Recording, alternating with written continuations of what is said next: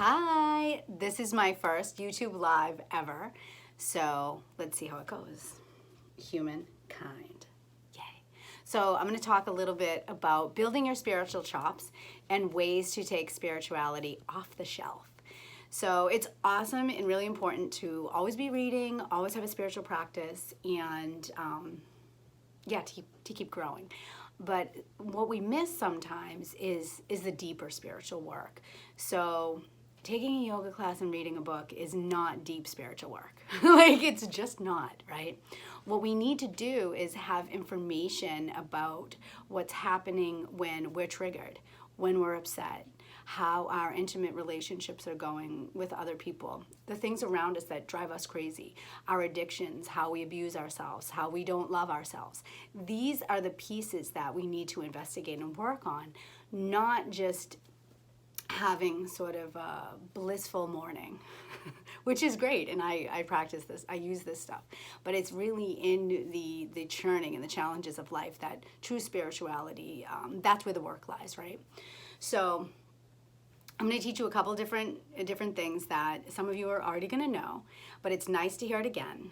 And I want you to, just like anything in life, you want to be an open vessel for new information, and even an open vessel for information you've already heard. And to reference yoga again, a lot of times you can go to a beginner's yoga class and have an amazing practice if you yourself are using it as a tool of awakening, right? So it's almost more has to do with the teacher and your availability. Like, how open are you, right, for new information and for the practice. So we hear, and that was like my edit right there. It's like change vibe, because I am not editing this live, which is so awesome. But we often hear, right, when you meet the Buddha, kill the Buddha, and that took me years to figure out, like, why am I trying to kill anyone? Like, why am I going to kill the Buddha, right? So kill the Buddha is this moment where you think you understand, right? You've met the Buddha on the road and now you're spiritual, right? So the truth of the matter is we're all spiritual. We're all totally spiritual. And if you stick around to the end, I'll share with you how to actually ascend your spirit through your spiritual practice. So yes, we're all spiritual. But the reality is, once you start thinking that your spirituality is this thing that is complete or finished, or like I said before, you can put it on the shelf and like, oh, I have that. Such as like, oh, I have love. Oh, I have that thing. Oh, I have money. Oh, I have success. Oh, I have a job, or whatever, right? Spirituality is the same thing. Oh, I have my spirituality. I'm good. Just like I went to church on Sunday, that makes me a good person. That does not make you a good person. Being a good person through all of the chains, every moment of your life is what is required to be a good person, right? It's not just something you check off on the box. So the way that I like to think about it, and I'm literally like packing in all of this juicy stuff in this YouTube, because I think it's just like so yummy and it's so juicy, right? So number one, what your biggest obstacle is right now is what you need. And we often forget this. We're in the weeds with it and we hate what's happening. We're like, why is this happening to me? Perhaps you're blaming something else, right? True spiritual practice is looking at the path you're on and the obstacle that's in your periphery or that's blocking you right now as the absolute perfect medicine designed exactly for you to learn what you need to learn on your path of life. You could also take it a step further. Okay, level 2, spiritual folk. Level 2 is you designed it, right? Now this takes a little more gnawing on, right? You got to chew on that a little bit, because you're like, no. I do not want this situation, right? So it's deeper than even a subconscious. I think it's more of a soul contract, where whatever you're learning right now is precisely what is needed to be learned. And we know this. You know this by the cycle, the bigger cycle of life. When you pull way out and look back, you go, oh my gosh, like that relationship 15 years ago that was so tumultuous for me taught me how to love now. Right? As a very simple example, of what we all know to be true, that in hindsight we see what the greater vision was, or what the meaning or the lesson we needed to learn. And I often think of it, and this just helps me sit with it all, is that that lesson that needed to be learned then, and this is true, if it's not learned then, it consumes and gets big. It consumes more energy and gets bigger. So the time it comes around next time, the cycle, it hits you harder. You fall on your ass further. You get hurt more. So the key is, and this is spiritual practice, is to take your obstacle, the thing that is hurting you, that is aching in your heart, the thing you keep hearing in the morning that, oh, I should exercise for 20 minutes, I should write that book, or I should work on my anger. That is your spiritual practice. That nitty gritty thing that you do not want to do. It could be as simple as keeping the house clean or being more kind to yourself. It is literally what you have to do, and you know exactly what it is. It's whether or not you take that challenge. That's spirituality. Spirituality is not reading a book and meditating. That's not what spirituality is. Spirituality is accepting your life as it is. And I'm going to talk more because it's I'm going to tell you a little bit more about how you sort of bring it into being through the actions that you take. And that's when life really starts happening for you. And that's what it's about. We're here for a reason, right? So that's number one, is basically the architecture of your challenges are precisely the music you must dance to. And it's so good. And when you approach it with gratitude and like it's so good, then you're more empowered to work through it. So, yes. So this one, you can think of it in different ways, right? I've heard it spoken of as an elevator, which I think is a really cool way, where like you're on a certain, you can think of it as like levels of frequency, or how fast you're evolving, right? And you can evolve really fast for a few years and then go back. Right? You can, like in a long-term, lifelong spiritual practice, which I've been on since I was little, and my other lives before this, you know, it's not like, oh, I didn't do my practice this month, I'm such a bad person. Like, I'm so beyond like that. Like, I don't do that kind of thing. And I know that like when you begin a practice for the very first time, it can feel like that. But you don't have to look at it like that. You know, you'll get to that point. But really what we want to think about is that cycling, right? So how does that cycling work, where you are, the way I want you to think about it, again, is in challenges. So we get challenged, and as it comes around and it grabs us, and we're challenged by something. So what happens is you go up the escalator, right, or the elevator of your life, and the challenges become more complex, more interesting, and more challenging, right? But what happens is you have to work through them to graduate to the next one. And as you do, you become lighter, brighter, more grounded at the same time in yourself, right? So you may recycle around new, or the same challenge might come back again, but in a different form or a little different, to keep you grounded, keep you humble. So you work your challenges almost as like, it's that spiritual practice. But what's awesome about it is that you're going up in the sense of light. You're able to bring in vibration. You're able to hold through the evolution of the challenges that you get. The concept is not that once you're enlightened, or once you're really a master of your spiritual practice, that there are no more challenges. That's not how it is. It's not, well, then everything's easy. The challenges change and become different, and those challenges are actually they're sort of become more interesting for you, rather than if you've ever experienced, which I know I have, this same challenge for 8 years. And I'm stuck in it, and I just am beyond bored of the challenge. I'm like, oh my God, it's just like, and it's funny. The funny thing is, like, when I've gotten really bored of a challenge, that's usually when I finally work through it. I'm like, okay, I'm actually just bored intellectually. Yeah, but the faster you can work through your challenges, the faster you evolve. And that's why getting help is what all the masters do. Everybody studies under people, right? So, yeah, because you want to get there fast. You don't want to waste your time.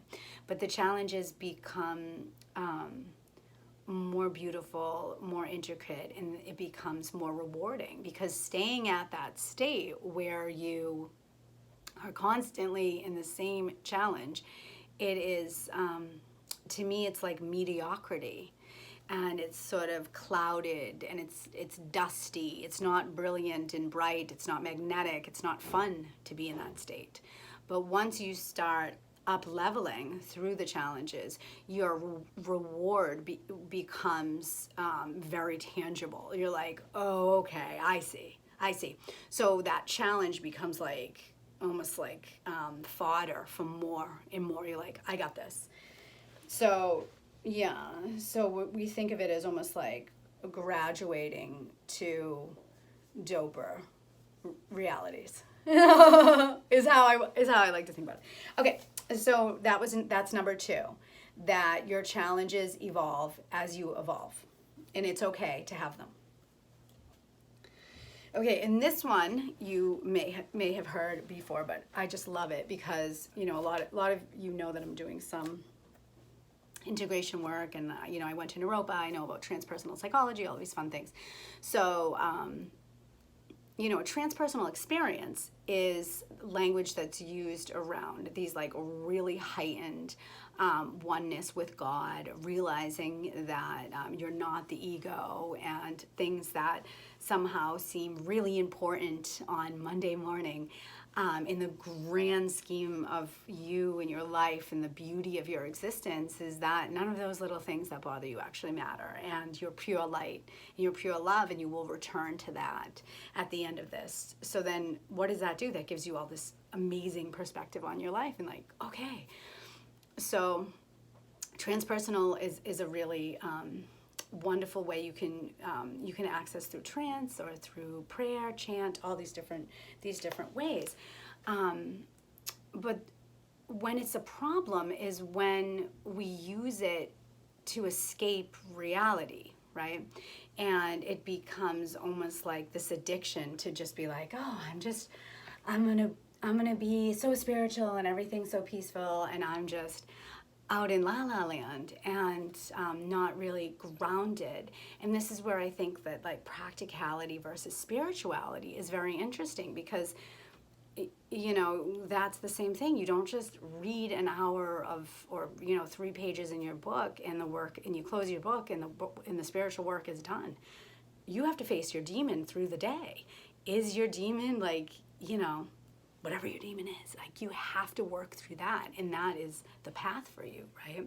So I think of this very clearly as descending, and I've heard people in spiritual psychology groups, talking about everything is about ascension and raising your energy, and I instantly was like, no, that is not what it is about at all, not at all. It is about descension. It is about bringing light down and into your being and your body. I think of it as bringing God consciousness down at a cellular level, so that you have more light in the body, more energy, more space to be in a godlike state, more heaven on earth, right? So now you're not resisting the reality that we're in and escaping it, but you're embracing it. And you're like, can I write out my bills? Hell yeah. You can be in a heaven state, and heaven-like state, and take the action, right? And I see this, and I'll do another video about this in my work with Blissipline, about these actions really being an important piece of how you celebrate God, whatever that means for you, through that daily churning. So think of it as a descending. So you're bringing light down from the spirits, the other dimensions, into your being. Not you're blasting off to find some escape into some other reality. Like, I guess you can do that if you want, but the true spiritual work, I believe, is really about being able to live here now and bring that spiritual being in. So, yeah. So there was one more thing I wanted to tell you, but I can't remember what it is, and I don't think I wrote it down. I didn't write it down using this method, but I didn't write the method down. What the heck is it? Let me see if I can remember. So, yeah, it's about to really do this work, right? Oh yeah, I remember. Thank you. It is about letting things go.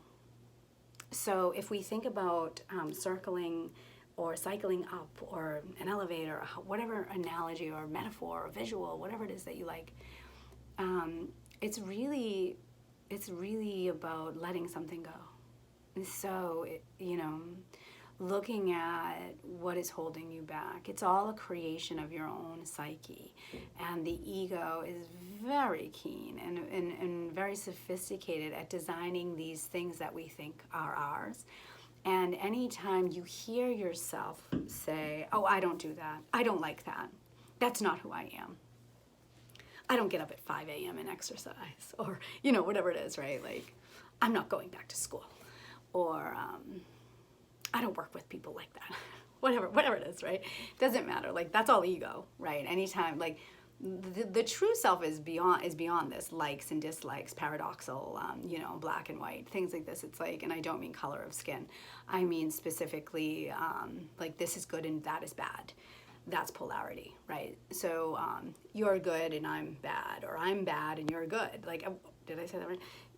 All that. That's just, that's your ego trying to keep you safe. This is different than me. This is the same as me. This is who I am. This is what I should do. Versus being open to the infinite within, which is, if I really would like to learn something, I can learn it. And, or I can face something in myself, or I can do the difficult work, right?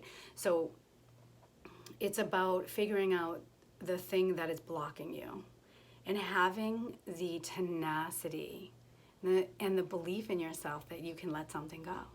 It's always about letting something go to get to the next level. To get to the next level, you lighten up, but you have to give something up to get there. Nothing is for free, right? So you must give something up. And the thing that we usually give up is something poisonous anyway, that we've held on to because it perhaps kept us safe or made us feel like everything was going to be okay. But the reality is that when you're on a fast track, when you would like to reach your full potential and you're on that spiritual quest to meet yourself, your truest self, then you will have to let go of the things that you found safe. And the freedom that you gain is beyond a reward of having the strength to let things go and then seeing how beautiful you land on the other side without the thing you didn't need. You're like, wow, it's so much better over here. But you will that's the work you have to do. So I like to think of it that it's not even actual work. It's a choice. And when you make that choice and you take that responsibility for that thing versus saying, well, I can't because of this, and I don't have this, and all of that noise, like, you're just wasting your life, I feel like. I guess some people maybe are happy with that, and everyone has free will to do what they want. But if you can say, well, that's not who I truly am, you'll meet who you truly are. So I love you, and keep going on your path, and leave a comment if you found this interesting, or share it with someone who you think would. Thank you so much.